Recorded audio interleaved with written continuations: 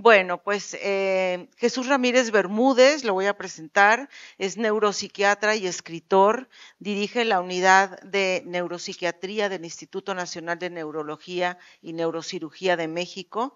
Los libros, la música y el arte han sido esenciales en su vida y en su trayectoria profesional.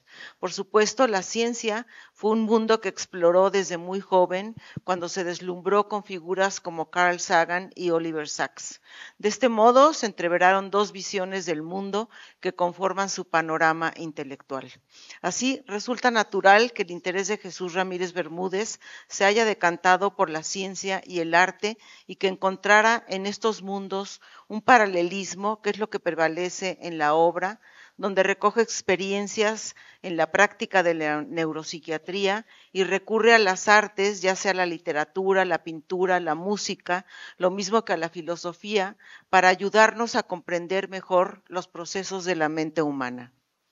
En libros como Breve Diccionario Clínico del Alma, Un Diccionario sin Palabras, Depresión, La Noche Más Oscura o La Melancolía Creativa, vamos a encontrar una narrativa clínica, es decir, la descripción de casos clínicos reales planteados desde una perspectiva donde la literatura alterna con lo científico.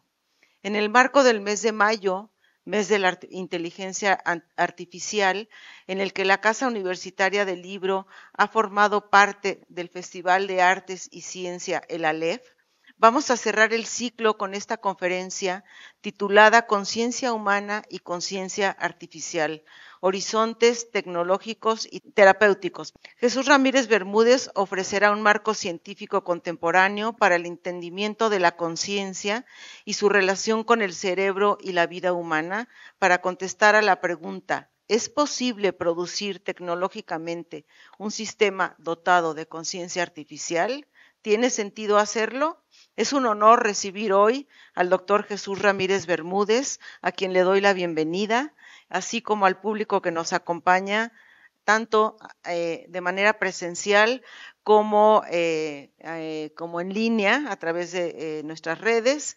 Y pues bienvenidos todos ustedes a este recinto y dejo la palabra a nuestro conferencista. Muchas gracias. Querida Guadalupe Alonso, primero que nada es un honor estar aquí acompañándote en este ciclo de trabajo intelectual que se ha realizado en este mes en la UNAM, y muy en particular aquí en CASUL, que es un espacio donde siempre he sentido en lo personal una enorme hospitalidad y un gran respeto por los diferentes tipos de saberes y sobre todo por ese espíritu de diálogo que yo pretendo el día de hoy también compartir y transmitir. Cuando Guadalupe me comentó acerca de la problemática del mes, ¿no?, que es la inteligencia artificial, y me propuso esta conversación, yo pensé que el tema de la conciencia humana y artificial podría ser un reto interesante para discutirlo con ustedes, ya que es un tema apremiante en un sentido, porque estamos todos los días viendo cambios tecnológicos muy dramáticos, ¿no?, en ocasiones, desde luego, con alcances importantes en beneficio de la sociedad, o de la salud, o de lo que ustedes quieran, pero en ocasiones también son cambios tan repentinos, ¿no?, que ameritan en un sentido una reflexión. Aquí me voy a permitir utilizar las palabras de mi maestro, el doctor Francisco González Cruzí, un gran médico y patólogo, ensayista, que en algún ensayo sobre la biología humana comenta que el hecho de que algo pueda realizarse técnicamente no significa que inmediatamente tenga que realizarse, ¿no es verdad? Es decir, se requiere una reflexión ética también, y esto no es labor de un solo especialista, ¿no? De la misma manera que, por ejemplo, en el campo de la medicina, las reflexiones éticas son problemas que conciernen a la sociedad en su conjunto. Lo mismo pienso yo que pasa con el terreno de la tecnología. Entonces, yo pretendo el día de hoy hacer un recorrido por muchos problemas. En realidad son problemas, algunos de ellos muy complejos y especializados también, como estoy consciente de que quienes estamos aquí reunidos probablemente tenemos trayectorias muy diferentes, ¿no? Desde el punto de vista de nuestras profesiones, de nuestros saberes, de nuestros intereses incluso.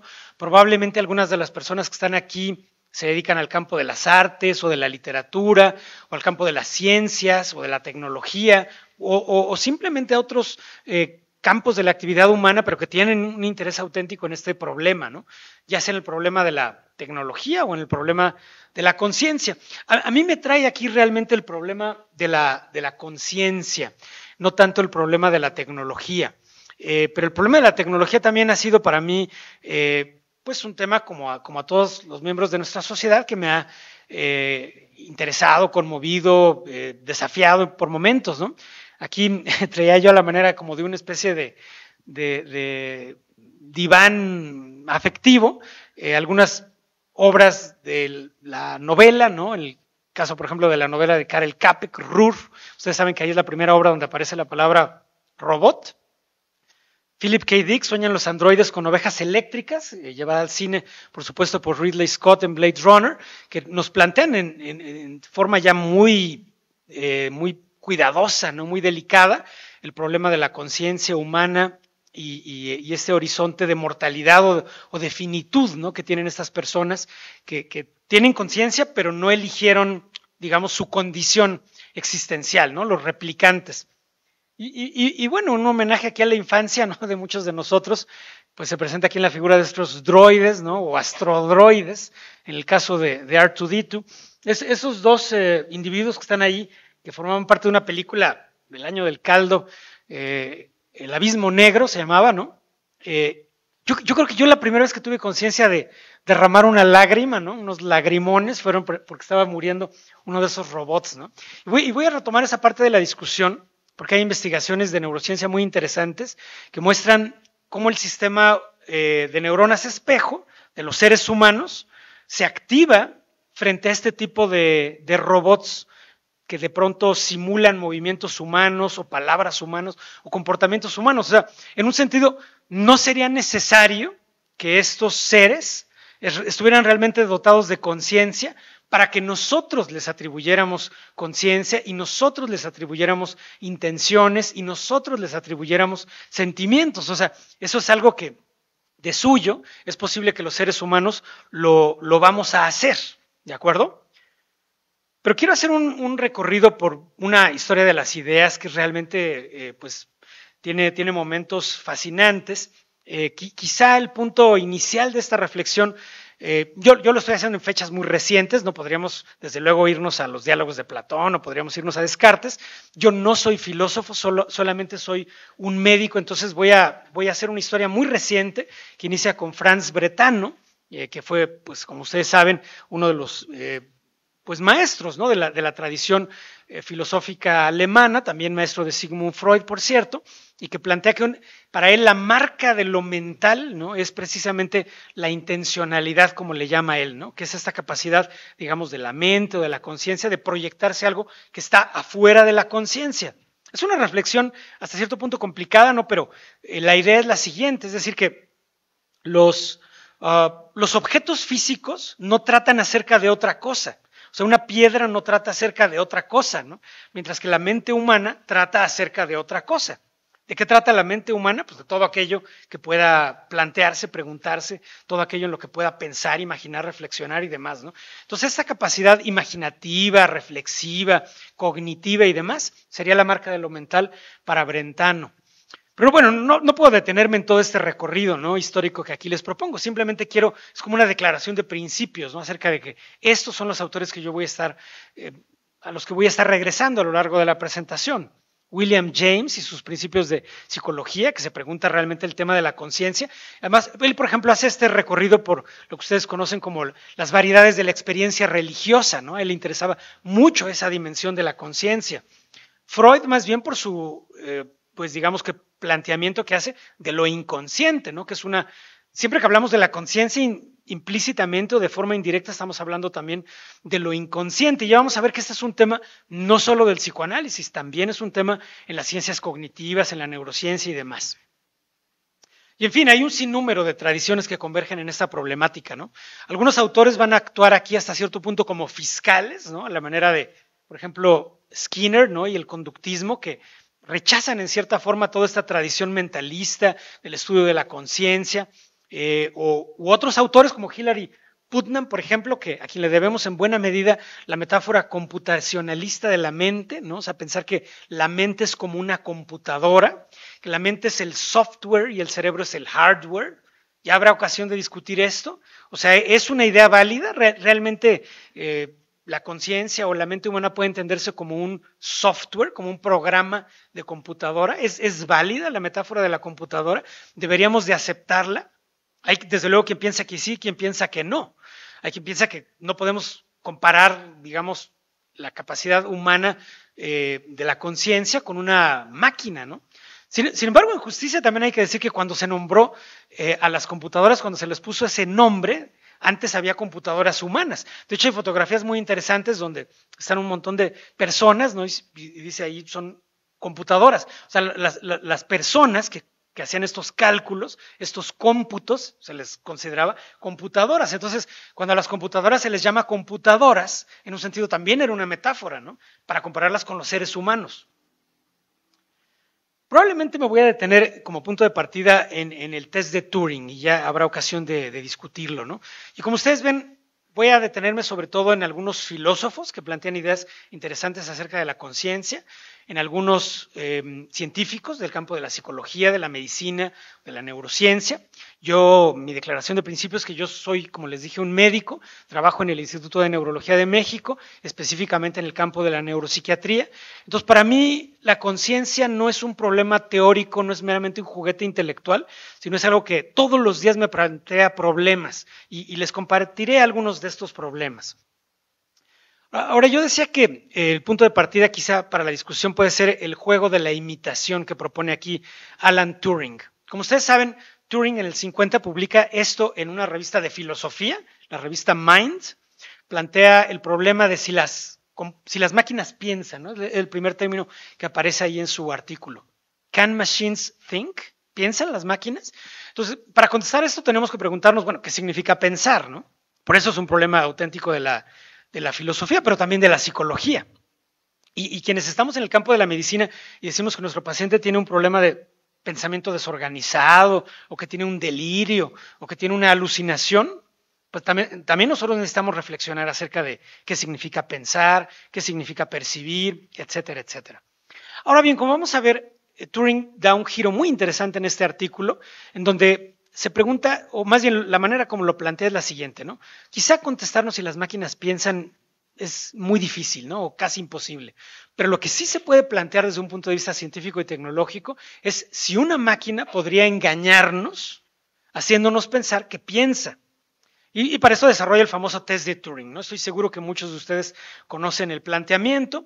Aquí en el artículo vienen los pormenores, pero en términos generales, para recordarles a quienes no conozcan esta idea, pues el planteamiento es que si nosotros no supiéramos quién se encuentra, por ejemplo, al otro lado de una pantalla, al otro lado de una pared, ¿podríamos saber si estábamos conversando con una máquina o con un ser humano?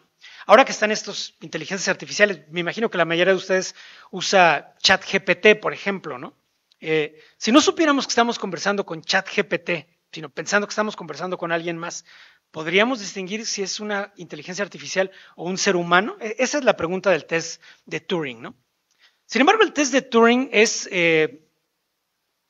aparece una objeción posteriormente en 1980, una objeción muy famosa, una idea filosófica, es un experimento mental del filósofo de Estados Unidos John Searle, quien plantea el famoso argumento de la habitación china o del cuarto chino, ¿no? Seguramente algunos de ustedes también lo conocen. Él plantea lo siguiente, ¿no? Que aparece aquí un poco en la caricatura. Y la idea es la siguiente: si en la habitación de al lado, sin que yo supiera quién se encuentra ahí, hay una persona que manda mensajes escritos en chino, ¿yo podría contestarlo? Se pregunta John Searle. Pues su respuesta es, no, yo no podría, ¿no? Porque yo no hablo chino, no tengo la menor idea del chino, no entiendo el chino, no hablo chino, entonces no podría contestarlo. Sin embargo, dice el filósofo, si tuviera un manual o una computadora, si ustedes quieren, que me dijera, cuando aparezca este símbolo, usted conteste este otro. Y cuando aparezca este otro más, usted conteste este. Aunque yo no tuviera idea de qué es lo que estoy diciendo, la otra persona podría ser engañada pensando que yo sí sé hablar chino. O sea, si mi manual fuera suficientemente bueno, yo podría contestar cosas, ¿no? A lo mejor podría sostener una conversación cotidiana o filosófica o literaria si el manual fuera suficientemente bueno, aunque yo no hablara nada de chino, y aunque yo no entendiera nada de lo que está pasando, pero la otra persona podría ser engañada. Ese es el planteamiento del cuarto chino. ¿A dónde va con esto John Searle? Bueno, a lo que va es a que en realidad la computadora puede actuar como si entendiera el chino. Puede actuar como si entendiera el problema filosófico, puede actuar como si entendiera el problema literario, puede comentar la Divina Comedia o puede comentar 100 años de soledad. ChatGPT puede darte un resumen de 100 años de soledad, pero ¿entendió 100 años de soledad? ¿Entendió la Divina Comedia? ¿Entiende el chino? Para John Searle no entiende el chino, no tiene semántica, o sea, no tiene acceso a los significados del lenguaje humano, no tiene acceso a los significados de la conciencia humana, no tiene acceso a los significados que están de alguna manera encarnados en el cerebro humano. Solamente actúa como si lo entendiera, porque tiene un programa sintáctico que le permite contestar de forma correcta. Cuando aparece tal símbolo, contestas tal otro y listo, ¿no? Ese es el experimento del cuarto chino. Ahora, para entender un poco más el problema de la conciencia que ya se va anunciando, hay un tercer experimento mental aquí que quiero plantearles, ¿no? Y es el famoso experimento de Murray, la neurocientífica. Este ya es directamente para entender lo que quieren decir los filósofos, por lo menos los de esta tradición, de la filosofía analítica anglosajona, cuando se refieren a la experiencia consciente. Entonces, es el famoso problema de Frank Jackson, de Murray, la neurocientífica. Y la idea es la siguiente, ¿no? Es un cuento, podríamos decir, casi fantástico, filosófico. Entonces ella es una científica que lo sabe todo acerca de la visión, sabe todos los hechos físicos, todos los hechos científicos acerca de la visión, todos los hechos de la neurofisiología de la visión, la retina, la óptica de la visión, el nervio óptico, cómo recibe señales el tálamo, cómo los manda la corteza cerebral, cómo integra la corteza cerebral las señales visuales y cómo se transmiten a otras partes del cerebro para construir la experiencia de la visión. Ella sabe todos los hechos físicos, científicos, biológicos que componen, digamos, que el problema de la visión. Absolutamente todo. Pero ella es ciega al color. Ella nunca ha visto un color. Jamás lo ha visto. Entonces hay muchas versiones de este experimento, ¿no? Pero para hacerlo breve, la pregunta sería, si porque de pronto ella, por alguna cirugía milagrosa del futuro o algo así, logra recuperar la visión de color y puede ver por primera vez el color, ¿habría ganado un conocimiento? Esa es la pregunta que plantea el autor. Porque se suponía que ya sabía todos los hechos científicos, pero nunca había visto el color en primera persona. Sabía todos los hechos, todos los conocimientos científicos, pero no había visto el color. Ahora ya vio el color por primera vez. Ahora, al fin entiende lo que se refería a la gente cuando decía el color rojo, el color verde, el color azul, etcétera, ¿no? Ahora ya lo vio. La pregunta es, ¿ganó un conocimiento o no ganó un conocimiento? Porque si nuestra respuesta es que sí ganó un conocimiento, entonces nosotros estaríamos aceptando que la experiencia subjetiva del color significa un conocimiento nuevo. Y un conocimiento que, de acuerdo con este experimento, no estaba prefigurado por la neurociencia, no estaba prefigurado por la física, porque habíamos dicho que ella entendía y conocía todos los hechos físicos y todos los hechos científicos, pero nunca había visto el color. Poniéndolo a lo mejor en un escenario más cotidiano, es como si nos dijeran, sabes todos los hechos científicos del amor, pero nunca lo has vivido. Entonces, ¿enamorarse significa ganar una forma de conocimiento o no? ¿O es suficiente con preguntarle al neurocientífico, al psicólogo, al psicoanalista, al bioquímico? ¿Es suficiente con preguntarles o necesitamos vivir en carne propia lo que se siente? En inglés usan mucho este término, ¿no? El famoso what it is like, what is it like. De hecho, uno de los autores que hubiera citado aquí, si me hubiera dado tiempo, es Thomas Nagel, ¿no? Con su famoso artículo What is it like to be a bat? Quizás se podría traducir al español como ¿qué se siente ser un murciélago? O ¿cómo se siente ser un murciélago? No hay una traducción exacta, ¿no? Pero la pregunta de la conciencia es ¿cómo se siente, no? ¿Cómo se siente ser la persona que está del otro lado? Por ejemplo, yo como médico, ¿cómo se siente ser un paciente? Si yo diagnostico que alguien tiene depresión, ¿cómo se siente tener depresión? ¿Cómo se siente tener una alucinación? ¿Cómo se siente tener cáncer? ¿Cómo se siente no poder decir una palabra cuando uno la busca? Y en fin, podríamos seguir con esto, ¿no? ¿Cómo se siente ser un antropólogo? ¿Cómo se siente ser un mexicano? ¿Cómo se siente ser... La pregunta que ustedes quieren, ¿no? ¿Es suficiente con el conocimiento en tercera persona o necesitamos un conocimiento en primera persona? Entonces, empecemos a hacer el abordaje propiamente científico de la conciencia. Lo voy a hacer en dos partes. Primero, los problemas clínicos, que son los que yo conozco mejor. Y luego, las teorías científicas que han aparecido para entender la conciencia. Para que al final podamos regresar al problema de la tecnología y preguntarnos, ¿es posible una conciencia artificial? ¿Qué requisitos tendría? Y una vez más, ¿la queremos? O sea, ¿queremos que haya conciencia artificial o no queremos que haya conciencia artificial? O sea, ¿para qué la queremos? Sería la pregunta. En el caso de que técnicamente pudiera desarrollarse. Bueno, para entender la conciencia necesitamos entender varios conceptos que están estrechamente interrelacionados. Uno de ellos, por ejemplo, es el despertar, en inglés wakefulness. Esto se refiere simplemente a abrir los ojos en las mañanas, empezar a emitir algunas vocalizaciones, aumentar un poquito el tono muscular.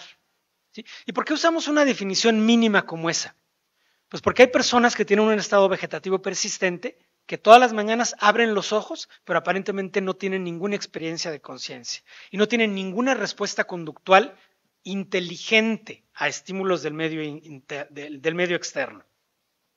Bueno, el segundo término es alertamiento, o en inglés alertness. Esto significa no solo que el sujeto está despierto, sino que está dispuesto a responder en forma específica a estímulos específicos. Por ejemplo, yo a mi paciente le pregunto, ¿cómo se llama usted? Y me da su nombre. Eso ya es una respuesta específica a una pregunta específica. Eso es alertamiento. Igualmente a veces le decimos al paciente, levante su brazo derecho, levante su brazo izquierdo, abre los ojos, cierra los ojos, etcétera, ¿no? Son preguntas específicas que deberían obtener una respuesta específica. Eso es el alertamiento.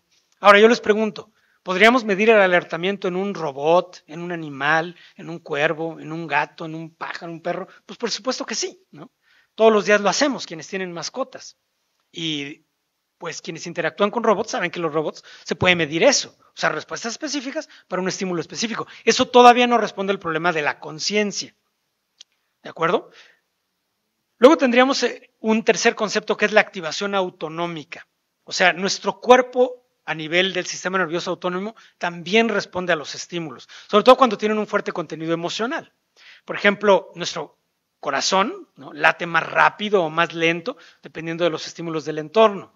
Quienes se dedican, por ejemplo, a la actividad de las artes, investigaciones muy interesantes, plantean que las artes son capaces de sincronizar los ritmos corporales de las demás personas. Por ejemplo, en el cine, cuando vamos al ritual del cine, ¿no?, y apagan la luz y demás, sincronizamos nuestros ritmos corporales y tenemos una experiencia como de un sueño colectivo en un sentido. Obviamente la música lo produce con un gran impacto, pero incluso la literatura.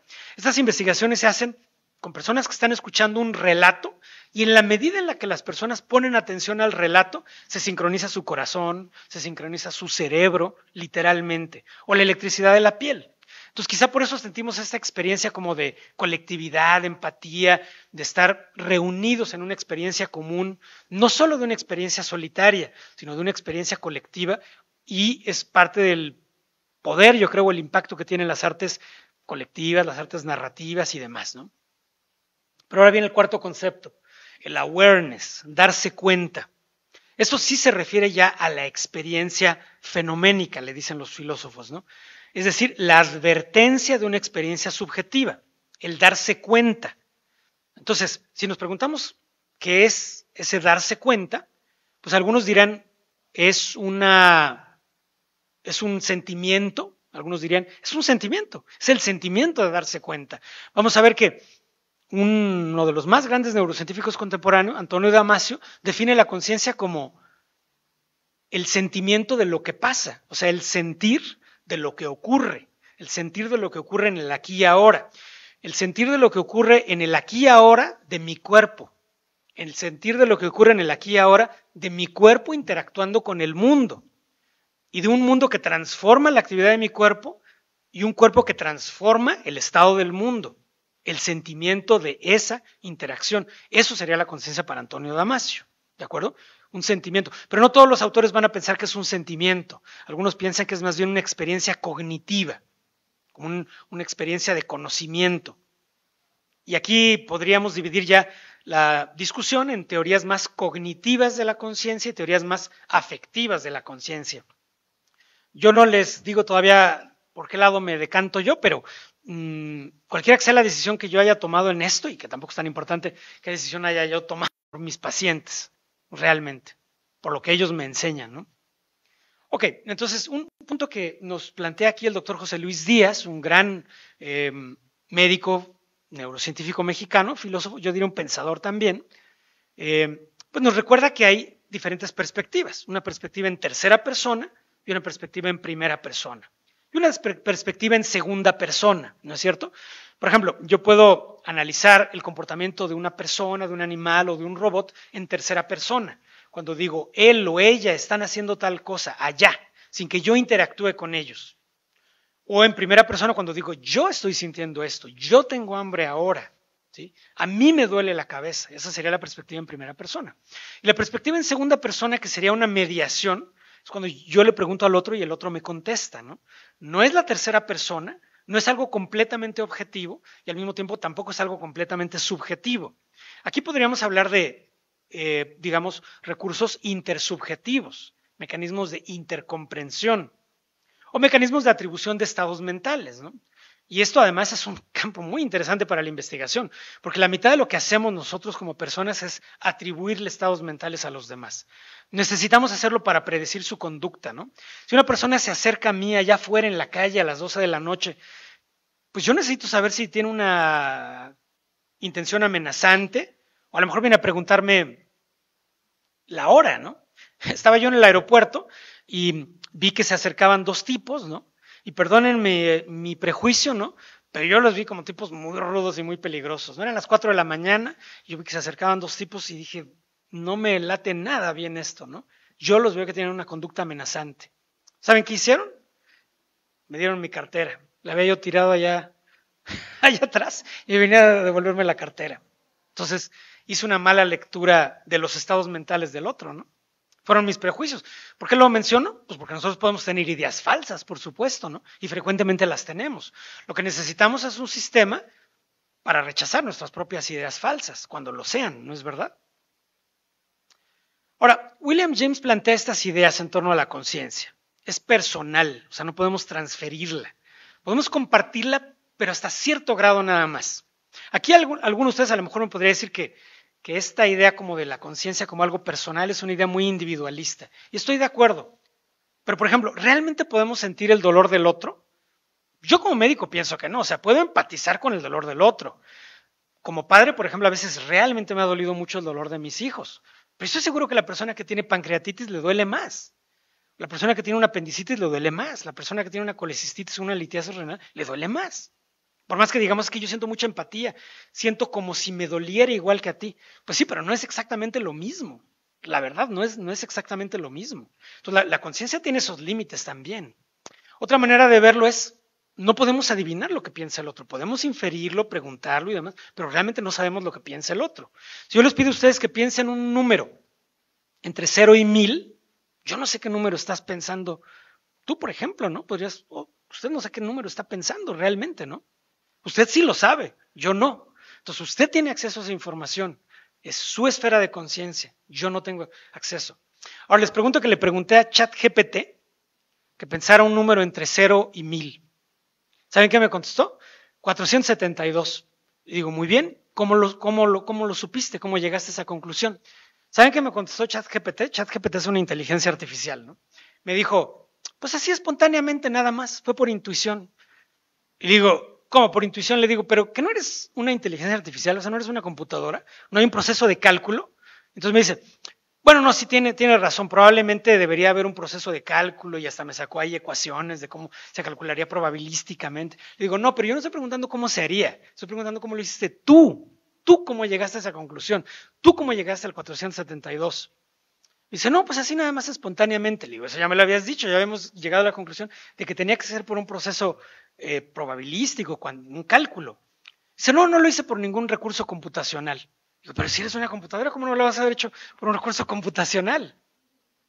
Tiene razón, probablemente fue un proceso computacional y me volvió a sacar las ecuaciones. O sea, regresamos al punto anterior. Entonces, ¿saben de qué me di cuenta? Cuando yo hago esta misma pregunta, por ejemplo, en mis clases que doy de neuropsiquiatría, pues la persona me dice 472 y le digo, ¿cómo lo supiste? Y me dice, no tengo la menor idea, nada más me vino a la mente. No tengo la menor idea. O sea, una persona puede saber que no sabe. Y ChatGPT, interesantemente, en ese pequeño experimento, parecía no saber que no sabía. Tal vez no estaba programado para contestar esa pregunta. Esa sería una manera de evaluar el test de Turing. Otras veces la persona me dice, la persona humana no me dice, pues dije ese número porque para mí es significativo, porque yo vivía en ese edificio que tenía ese número o algo así. O sea, te dan una razón. Pero si lo hicieron en forma aleatoria, pues realmente no sabemos cómo llegamos a esa conclusión. Interesantemente, ChatGPT no sabía la respuesta a esa pregunta.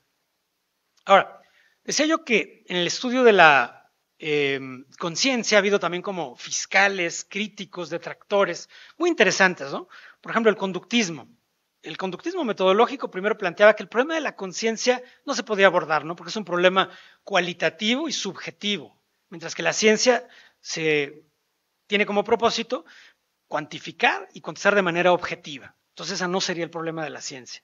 Después, Skinner, un gran mérito a su favor, es que dijo, no, sí me interesa, nada más que no pienso que es ningún caso especial de nada. O sea, no pienso que es un problema espiritual, no pienso que es un problema inaccesible a la ciencia, no pienso ni siquiera que cuando yo pienso algo, ese pensamiento tiene un poder causal, que es algo que nosotros a lo mejor intuitivamente uno sí piensa, ¿no? O sea, yo por ejemplo, yo pienso que si yo quiero cambiar la diapositiva, yo la cambio. Yo pienso que yo pienso que yo lo acabo de hacer. O sea, yo pienso que mi pensamiento es parte de un proceso causal donde yo tengo agencia en lo que yo estoy haciendo. Para Skinner eso es probablemente una ilusión y esto va a formar parte de un grupo de pensadores que piensan que muchos procesos de la conciencia son ilusorios en sus contenidos y más aún en este sentimiento de agencia que tenemos a través del cual sentimos que nosotros tomamos las decisiones, sentimos que nosotros movemos las cosas, ¿no? Otro caso sería la neurofilosofía de Patricia Churchland, esta importante filósofa que tiene una corriente que se conoce como el materialismo eliminativista, plantea que todas estas ideas, ¿no? De ya no solo el alma, la psique, la mente, sino también el pensamiento, la libertad, la conciencia, ella dice que son como ideas heredadas por la cultura popular, la psicología popular, pero que realmente no tienen ningún valor científico, que vamos a acabar pensando en ellas como si fueran cosas completamente superadas por la ciencia, ¿no? Ya pone el ejemplo como la teoría del flogisto, con la que la gente se explicaba pues elementos químicos y del ambiente y demás, ¿no? Y ya no tiene ningún valor eso, ¿no? No tiene absolutamente ningún valor científico. Un día vamos a olvidarnos por completo de esas ideas, ¿no? El libre albedrío y todo ello va a ser olvidado y vamos a decir, más bien, pues lo que está ocurriendo es un algoritmo cerebral X o Y y demás, ¿no? Ahora, ¿yo por qué en lo personal como clínico no puedo simplemente olvidarme de una teoría de la conciencia? Pues porque mis pacientes tienen problemas de conciencia, ¿no? Por ejemplo, esta persona tiene un infarto del tálamo bilateral, una hemorragia más específicamente, y está en un estado de coma. Entonces estaba consciente y ya no está consciente. Entonces yo tengo que preocuparme por el problema de la conciencia, porque si no entiendo el problema de la conciencia no puedo ayudar al paciente. Además tengo que entender que en ese caso el problema de la conciencia sí está ligado a un problema corporal. Tampoco puedo simplemente decir, bueno, la mente va por un lado, ¿no? Y el cuerpo va por otro, porque en este caso se acaba de perder la función mental por un problema corporal. Entonces yo no puedo separarlos, en mi opinión. Este es otro caso. Aquí lo que tenemos es una persona que tiene un estado de mínima conciencia. Tuvo un infarto dramático de ambos lóbulos frontales por una enfermedad vascular. La enfermedad de Moyamoya se llama, ya ven que a los médicos nos gustan nombres un poco de pronto medio excéntricos. Entonces, la enfermedad de Moyamoya afecta a los vasos sanguíneos, produjo un infarto de ambos lóbulos frontales y ahora la persona se abre los ojos en las mañanas, pero no interactúa nada. No dice ni una palabra, no se mueve, está completamente inmóvil durante semanas, no interactúa con nadie, parecido a un estado vegetativo. Pero llega el familiar y nos dice, doctor, están ustedes equivocados, sí tiene sentimientos y sí tiene reacciones, porque cuando nosotros entramos, llora. Entonces los médicos inmediatamente empiezan con su investigación escéptica, ¿no? ¿Y qué dicen? Ay, por favor, la familiar seguramente es un wishful thinking, quisiera que su familiar estuviera teniendo esos sentimientos, quisiera que hubiera una reacción, ¿no? Pero no la hay, es un estado vegetativo. Sin embargo, lo vemos con un poco más de calma y decimos, a ver, espera un momento, vamos a observar, ¿no? ¿Saben qué hicimos en realidad? Pusimos una cámara de video y le pedimos a la familiar que entrara y nosotros observamos las reacciones, el llanto, y luego le pedíamos a un doctor que entrara, no había ningún llanto. Y luego otra vez la señora y sí había llanto. Y luego otra vez el doctor y no había llanto. Entonces el llanto era una respuesta específica para un estímulo específico, lo cual nos indica que todavía hay un nivel de integración de ese estímulo y una respuesta afectiva. ¿De acuerdo? Entonces esto es un estado de mínima conciencia. Está muy por abajo de la interacción cotidiana, pero hay respuestas afectivas en este caso. La verdad es que un par de meses después la señora estaba en su casa, nos mandó un video el esposo, donde ella abiertamente en una libretita nos escribe muchas gracias y ya no había ninguna duda. La señora estaba consciente, ¿no? Tenía ya un recurso verbal para hablarnos acerca de su estado mental de agradecimiento. Pero 2 meses antes la familiar sí lo sabía, observando el llanto. Entonces, cuando estudiamos la conciencia, tenemos estos diferentes fenómenos, ¿no? Estado vegetativo, estados de conciencia, el síndrome de encarcelamiento o locked in, en el cual las personas no tienen ninguna reacción corporal excepto movimientos oculares. Pueden contestar con los ojos, pueden contestar moviendo a veces horizontalmente o verticalmente, pero el genobot definitivamente podría, en mi opinión, tener conciencia. Pero no sé, es una pregunta abierta, ¿no? Obviamente nadie sabe la respuesta. Pero la pregunta que yo me hago es, ¿y queremos desarrollar eso? O sea, ¿para qué queremos desarrollar eso? El autor dice que es para tener medicina regenerativa, pero entonces viene para mí la pregunta. Si este ser artificial, biológico o mecánico tuviera conciencia, ¿sería válido utilizarlo de manera utilitaria para aliviar nuestro dolor a costa de su sufrimiento? Entonces ya no vería que estaría justificado éticamente, ¿no? O sea, si no tiene conciencia una máquina, pues puede utilizarla, ¿no? No hay problema, no tiene sufrimiento. Pero si sí tiene sufrimiento, podría decir, pues para probar un medicamento, ver lo que se siente estar envenenado y luego tener un antídoto para aliviar a un paciente. Sí, pero ese ser artificial también va a tener conciencia, ¿no? Entonces sería ético producirle sufrimiento para aliviar nuestro dolor. No sé, son preguntas que yo me hago, ¿no? No tengo auténticamente una respuesta para esto. Yo lo dejé al final como una pregunta abierta. Creo que es un problema que requiere un diálogo colectivo. Yo no creo que un médico tiene ningún entrenamiento especial para reflexionar en esto mejor que nadie. A veces tiene la premura de resolver problemas, eso sí. Pero eso es algo que refiere a una reflexión de personas de la literatura, personas que están en el ámbito de las artes, en la filosofía, en la antropología, en la sociología, en la ciencia política, en la economía. Obviamente en el campo de las ciencias y la tecnología también. En fin, se requiere un diálogo multidisciplinario. Bien, pues yo con esto he querido plantearles a ustedes mis preocupaciones, el recorrido. Yo creo que es un recorrido fascinante, la verdad, la investigación de la conciencia contemporánea. Ya no siento que sea solo un problema teórico, siento que es un problema que está tocando algunas fibras, a veces tienen que ver con el sufrimiento humano, en el contexto de la patología, y otras veces tiene este otro horizonte tecnológico que no estoy seguro de que sea terapéutico, pero es un horizonte muy real. Pues bien, con esto termino mi presentación y les agradezco mucho su atención.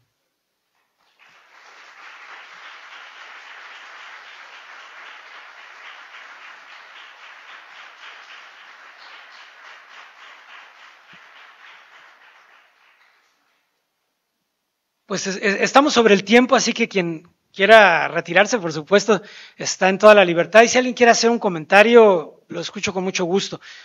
Nada más les suplico levantar la mano, el señor, y luego... Buenas noches. Bueno. Les suplico comentarios breves para que haya tiempo de que todos puedan hacer sus planteamientos. No funciona. ¿No funciona?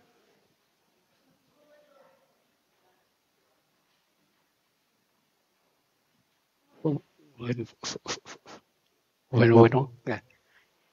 Bueno, en mi caso, el problema no es una inteligencia artificial que nos sustituya como seres humanos, en mi caso. En mi caso, la preocupación de la inteligencia emocional es que gente sin escrúpulos, maneje ciertos programas para perjudicar a amplios sectores de la humanidad, ¿no? Porque bueno, creo que coexisten los buenos y también los malos. Los buenos, pues qué bueno que se pudieran regenerar órganos, etcétera, ¿no? Pero los malos, pues ya sabemos que roban información, sustituyen nuestra personalidad, nos pueden robar la identidad, etcétera. Entonces, yo creo que en mi caso, ese es la preocupación. Una pregunta muy auténtica. Le escucho, señor, y al final yo hago mi comentario, pero para escucharles. Allá atrás también hay una pregunta después. Buenas noches, muchas gracias. Hemos aprendido mucho el día de hoy. Tengo una pregunta. Muy pronto, si no es que ya, la inteligencia artificial es superior a nosotros o al promedio del ser humano, ¿no? Y muy pronto quizás pase eso, ¿no? Hablo del promedio, hay humanos muy, muy inteligentes, ¿no? Cuando seamos conscientes de esa inteligencia superior, ¿va a cambiar? ¿Usted crees que cambie la dinámica de poder o de jerarquía entre la artificial y la natural?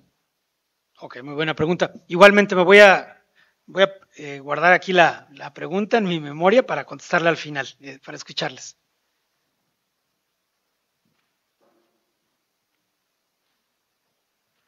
Buenas tardes, gracias. Es pregunta, pero entendí yo que entonces la barrera para que una inteligencia artificial, por ejemplo, una prótesis, pueda tener conciencia, tal vez sería la gran interacción con el sistema nervioso, ¿no? O sea, que reciba y emita estímulos hacia una persona o hacia su sistema nervioso, emociones, etcétera. Entonces, si entendí bien, es primera pregunta. Segunda es, ¿quién tendría que participar en regular o en decirle al Estado, oye, no permitas tal vez que una empresa haga esto por situaciones éticas, ¿no? Porque, o sea, lo pregunto porque siento que ya estamos demasiado cerca de eso y que yo sepa no existen regulaciones para hacer algo, no sé. Claro, es una pregunta formidable y voy a tratar de contestar a las tres preguntas si puedo sintetizándolas. Usted hacía, señor, una pregunta muy importante, ¿no? Sobre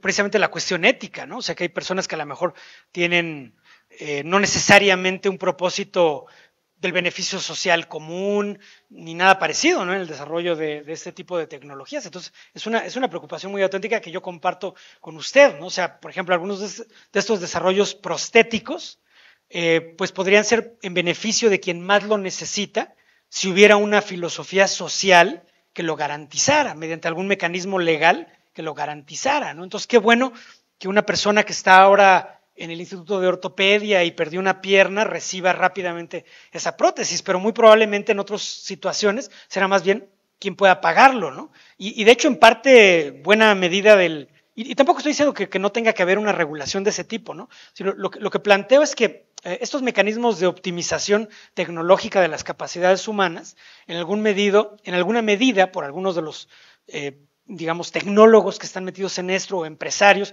como Elon Musk, ¿no? Por ejemplo, es un caso especialmente claro en este sentido, ¿no? O sea, su filosofía, pues es ese sentido de competencia. Al final del día tiene que ver, como ustedes saben, los seres humanos tenemos las dos disposiciones, ¿no? Una disposición a la competencia y una disposición a la cooperación. Entonces, en algunas personas y grupos sociales predomina la disposición a la cooperación, y es lo que nos hace realmente tener una grandeza en cierto sentido como sociedad, como especie y demás, ¿no? Pero cuando predomina la competencia, entonces pues realmente es la ley del más fuerte, o como dicen en algunos grupos pues muy radicales en Estados Unidos, ¿no? Every man for himself, ¿no? Cada quien a defenderse por sí mismo, ¿no? Y sin ayudar a nadie más. Entonces, claro, esa preocupación yo creo que es muy legítima, porque el que desarrolla la tecnología no necesariamente tiene una regulación ética y social y legal, porque esos mecanismos probablemente no están desarrollados, ¿no? Y yo creo que eso tiene que ver también con la pregunta que usted hace, ¿no? O sea, hoy por lo menos, ¿no? Los sistemas de inteligencia artificial no tienen propósitos propios, son instrumentos, ¿no? Son instrumentos para los fines de alguien más, ¿no? Para los fines de un tecnólogo, para los fines de un banquero, para los fines de un político, o para los fines que usted y yo podemos tener al utilizar ChatGPT hoy en la noche, ¿no? Para traducir un artículo, para lo que usted quiera, ¿no? Son nuestros fines y no pasa nada, es una herramienta, nada más, ¿no? Sin embargo, yo pienso que, o sea, aquí el problema justamente de la conciencia, ¿no? Es que la conciencia te hace, digamos, consciente, dice la definición, de ti mismo y del entorno, ¿no? Y de tu relación con el entorno, y de la manera en la que tú transformas a tu entorno y tu entorno te transforma a ti. Yo creo, señor, que para estar consciente se necesita no solo la actividad del sistema nervioso, sino la actividad del sistema nervioso conectado a la vida del organismo y una cierta presión de supervivencia. Por eso yo decía que quizá incluso un mecanismo artificial, una máquina, podría volverse consciente en la medida que tuviera que pelear por su propia supervivencia y de manera técnica en la medida que tuviera que regular su propia homeostasis. En el caso de los seres humanos, nuestro organismo en su conjunto, ¿no? El corazón, el riñón, el pulmón, el hígado y el cerebro, calculan y determinan el equilibrio del medio interno en cada parte de nuestro organismo, ¿no? Las concentraciones de sodio, potasio y demás, ¿no? A ambos lados de las membranas celulares. O sea, nuestro organismo está diseñado para garantizar ese equilibrio. Y cuando nuestro estado corporal se separa un poco de estos estados de equilibrio o homeostáticos, empezamos a preguntarnos qué pasa con nosotros, ¿no? ¿Por qué nos sentimos mal? Nos estamos sintiendo un poco raros y demás, ¿no? Entonces la conciencia en ese sentido es un mecanismo básico para la supervivencia, que nos informa del estado de nuestro cuerpo, ¿no? Del estado de nosotros mismos. Entonces yo creo que desarrollar mecanismos de conciencia artificial sí podría hacer que estos sistemas artificiales, inteligencias artificiales y demás, ¿por qué no tendrían que desarrollar sus propios propósitos? Incluso yo poniéndome un poco de su lado, me diría, pues si me desarrollaron para tener conciencia, pues ¿qué esperaban, no? O sea, ahora me preocupa mi bienestar, me preocupa mi supervivencia, me preocupa lo que les preocupe a una inteligencia artificial. No puedo yo imaginar cuáles serían sus preocupaciones, ¿no?